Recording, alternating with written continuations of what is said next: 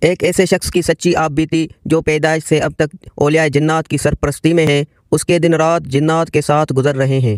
قارئین کے اصرار پر سچے حیرت انگیز دلچسپ انکشافات قسط وار یوٹیوب چینل حدود میسیج پر شائع ہو رہے ہیں، لیکن اس پر اسرار دنیا کو سمجھنے کے لیے بڑا حوصلہ اور حلم چاہیے۔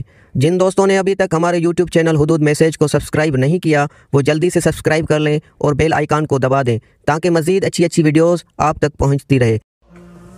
دعا کے بعد اس مجلس میں بیٹھے ایک جن نے میرے سامنے چمڑے کی بنی ہوئی ایک تھیلی میں سے کچھ پتھر نکالے اور کہنے لگے، آپ ان میں سے کوئی ایک پتھر چن لیجئے، میں آپ کو ایک پتھر گفٹ دینا چاہتا ہوں۔ میں نے پوچھا کہ آپ یہ پتھر مجھے کیوں دے رہے ہیں؟ کہنے لگا، دراصل یہ پتھر میں وادی جنات سے لایا ہوں، اور وادی جنات کا تذکرہ کرتے ہوئے میری طرف غور سے دیکھا اور کہا، یہ وادی جنات دراصل ہمالیہ کے کنارے میں ایک ایسی جگہ ہے جہاں جنات بہت زیادہ رہتے ہیں، اور وہاں میں یہ بات 100% یقین اور وثوق سے کہہ سکتا ہوں۔ اور یہ بات کہتے ہوئے اس نے تمام جنات کے مجمع کی طرف نظر دوڑائی، کیونکہ وہ تمام جنات شریر بدکار نہیں تھے، اور اپنی بات کو پھر دہرایا کہ میں نہایت وثوق سے کہہ سکتا ہوں کہ ہمالیہ کے کنارے میں وہ لوگ رہتے ہیں جو بہت متقی اور پرہیزگار ہیں، اور اللہ کے کلام کا خصوصی علم ان کے پاس ہے۔ قرآن پاک کی آیات کی تفسیر، طاقت اور کمال ان پر بہت زیادہ کھلا ہے۔ انہوں نے وادی کے چپے چپے میں کلام الہی کی آیات کی اتنی زیادہ طاقت اور تاثیر دی ہے کہ اس چپے کے کسی بھی حصے کا اگر کوئی پتھر اٹھا لیا جائے تو وہ پتھر آپ جس کمرے میں رکھیں اندھیرا ہو تو اس کمرے میں روشنی چراغ سے بھی زیادہ آنا شروع ہو جاتی ہے۔ یہ بات کہتے ہوئے ساتھ ہی کمرے میں مجھے لے گئے، اور اس کمرے میں انہوں نے دروازے بند کر دیے، کھڑکیاں بند کر دی، اندھیرا ہوا، چمڑے کی تھیلی نکالی اور مجھ سے کہنے لگے، آپ خود ہی کوئی ایک پتھر نکال لیجئے۔ میں نے ہاتھ ڈالا، میں نے جان بوجھ کر ایک چھوٹا سا پتھر نکالا جس کی جسامت سب پتھروں سے بہت چھوٹی تھی۔ بس میرا ہاتھ تھیلی سے نکلتے ہی پتھر باہر آیا اور ساتھ ہی کمرہ جگمگ کرنے لگ گیا۔ میں حیران، مجھے احساس ہوا کہ اللہ کا نور اگر پتھروں میں شامل ہو جائے تو پتھر اتنے روشن اور تابندہ ہو جاتے ہیں، اور یہی نور اگر انسان کے اندر داخل ہو جائے تو پھر کیوں نہ اس انسان کے نور کی وجہ سے وہ شریر جنات اس نورانی اور روحانی دیوار سے دور بیٹھیں۔ فرشتوں کی حفاظت اور حصار کا پورا انتظام تھا۔ مجھ سے کہنے لگے، اس میں سے ایک پتھر آپ ضرور لیجئے۔ میں نے وہی چھوٹا پتھر اپنے پاس رکھ لیا۔ اس کا اصرار تھا کہ نہیں، آپ بڑا پتھر لیں، اور بڑے پتھر سے روشنی زیادہ ہوگی، لیکن میں نے مناسب نہ سمجھا۔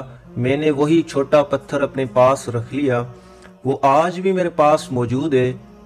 عجب روشنی، عجب نور، ہاں اتنا میں نے کیا ہے کہ جو ذکر تسبیحات اور معمولات کرتا ہوں اس کی ایک پھونک اس پتھر پہ مار دیتا ہوں، اور جس دن میں ذکر تسبیحات معمولات زیادہ کروں اور اسے پھونک مار دوں، اس کی روشنی تو ویسے بہت زیادہ ہے، لیکن اس دن اس کی روشنی حد سے زیادہ بڑھ جاتی ہے۔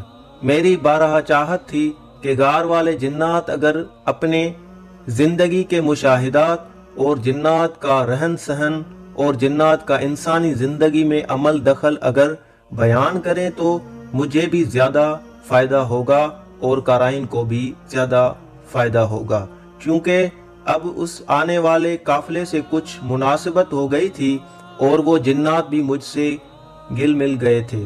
اور پھر یہ ایک جن ان میں ایسا تھا جو مجھے پہلے سے جانتا تھا، اور اللہ کے فضل و کرم سے دعا کی برکت سے اس کو مرادیں بھی ملی تھیں۔ تو میں نے پھر وہی اپنا موضوع چھیڑا، اور میں نے غار والے جنات کو متوجہ کیا کہ کیوں نہ وہی موضوع اور وہ سلسلہ پھر شروع ہو جائے، اور اس سلسلے سے مخلوق خدا کو بہت زیادہ حالات سے آگاہی ہوئی۔ میں نے پھر سوال کیا، اور اس سوال میں اس قافلے میں آنے والے بہت سے جنات اور بھی متوجہ تھے، بلکہ سارے متوجہ تھے۔ میں نے سوال کیا کہ یہ بتائیں، जिन्नात हमारा खजाना चोरी कर लेते हैं, हमारा खाना खा लेते हैं, हमारे नौजवान लड़कियों को वर्गलाते और परेशान भी करते हैं और उनसे बुराई का इरादा बल्कि बुराई भी कर लेते हैं। हमारी नस्लों को कैसे वर्गलाते हैं और परेशान करते हैं, एक इलाके से दूसरे इलाके की बीमारियां और तकालीफ कैसे ले आते हैं। गार वाले जिन के बोलने से पहले उस काफले में एक जिन बड़ी उम्र का था, कुछ ज्यादा बूढ़ा भी नहीं था। फौरन बोला, कहने लगा, दरअसल बात यह है कि हम में से अगर कोई जिन शरीर हो जाता है, ये सब उसी की ड्यूटी का हिस्सा है।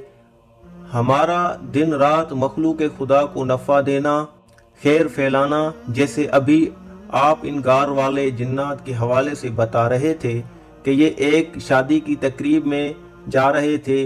वहाँ हर तरफ रूहानी दीवारें, फरिश्तों की हिफाजत, फरिश्तों का हिसार था और तहकीक करने पर पता चला कि एक बुजुर्ग वहाँ मौजूद है।